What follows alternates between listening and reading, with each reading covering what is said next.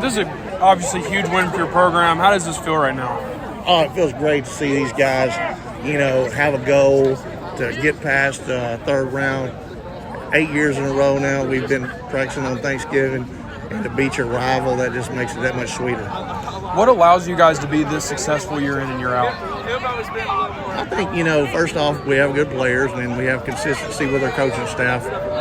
We have a bunch of guys that like working together, and as players and coaches, and I think you can have a lot of success when that happens. From my interactions with your guys, they really seem to take pride in what they do, and it seemed like your defense took pride in keeping them off the scoreboard tonight. How did you think of your defense's performance? Yeah, for the defense to shut out Riverdale, I mean, they have an explosive offense with a really good quarterback and weapons everywhere. It's just impressive that they can hold them to 0, and it's not always the case. Those guys have been doing a really good job of scoring all year. And not only did the defense hold them out of the end zone, but they gave us great field position. So correct me if I'm wrong, but I heard the largest margin of victory in this rivalry is 49-0 back in the 90s. Yep. You guys hit that mark at halftime tonight. So what made you guys that successful on tonight specifically? Our guys just wanted it, after losing our 69-game win streak at home. They were disappointed the way they played and the way they finished.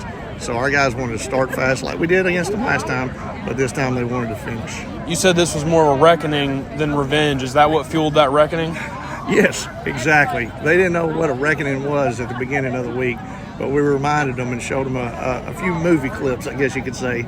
But they know now, and they know how good it feels. So you use movies to get the point across this week? Yes, I'm sure you've seen Tombstone. Yes, sir. Yes.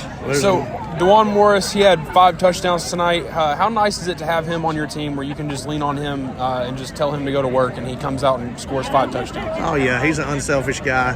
He could have scored maybe a couple more, but he even said for his teammates to get in for him, stuff like that. So he's just that kind of player. He's unselfish, team guy. He's always making we decisions over me decisions. So he's a dynamic player. You guys are going to have to stop a dynamic player next week in Boo Carter. What does your defense have to do to be this successful next week? Oh, I'm sure we have our hands full. At the end of the day, we got to prepare like we did this week just to have a chance.